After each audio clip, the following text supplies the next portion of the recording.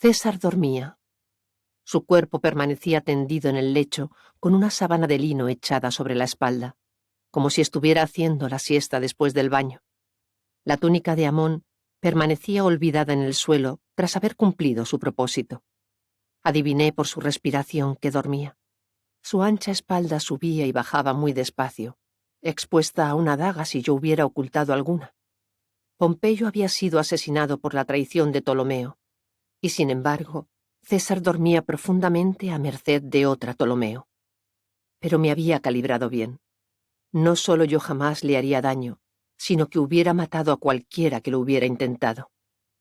Me pasé mucho rato incorporada en la cama, contemplándole y escuchándole respirar y moverse en su sueño. Me sentía profundamente unida a él. Tras haber hecho el amor, y cuando mi corazón ya latía a un ritmo normal, y el ardor del momento había dado paso a una fría vigilancia, no le vi como un romano en abstracto, ni siquiera como el famoso conquistador Julio César, sino como un hombre solitario, un exiliado como yo. Bajo la mortecina luz de la lámpara distinguía los perfiles de su espalda, las pequeñas protuberancias de su columna vertebral bajo la carne, e incluso algunas cicatrices. Había vivido una existencia muy dura en los últimos años, largos meses de campaña, encabezando los ataques de sus soldados medio muertos de hambre contra su antiguo cuñado, convertido posteriormente en enemigo. Sin descanso, sin seguridad, traicionado por la ciudad para la que tantas batallas había ganado, poniendo en peligro su vida en defensa del reconocimiento de sus derechos, había dicho que solo sus soldados habían impedido que el Senado lo sacrificara. Un hombre cansado y poco valorado, un exiliado como yo. Pero él había puesto fin a mi exilio, y yo haría lo mismo por él, si tuviera algún medio para conseguirlo. Poco a poco, empecé a comprender la enormidad de lo que acababa de hacer. Le había entregado mi virginidad con la misma alegría y despreocupación que si hubiera sido una mujer famosa por su experiencia. Pero, ¿le habría atribuido él algún valor? ¿Por qué lo había hecho? Traté de hacerme estas preguntas como si tuvieran importancia. Tenían que tenerla. El sacrificio no era necesario. César me había dicho que de todas formas se pondría de mi parte.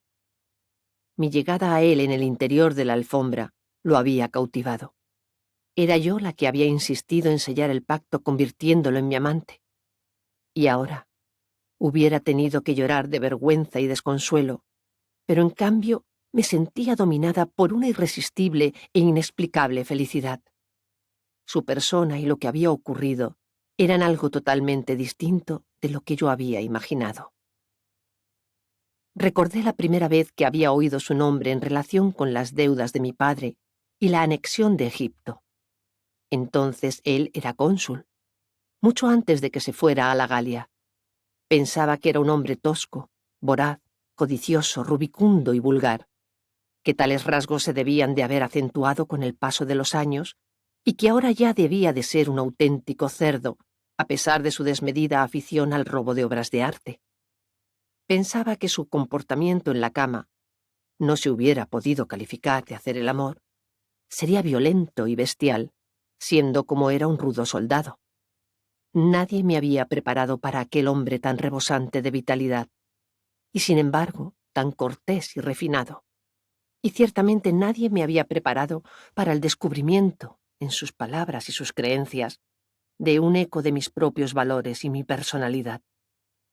Éramos iguales en nuestra esencia más profunda, a pesar de haber nacido con tantos años de diferencia, en orillas distintas del mar y en pueblos también distintos. Era más hermano mío que mis auténticos hermanos. Y nadie me había preparado para sentirme tan fiel a su persona y tan instantáneamente unida a él.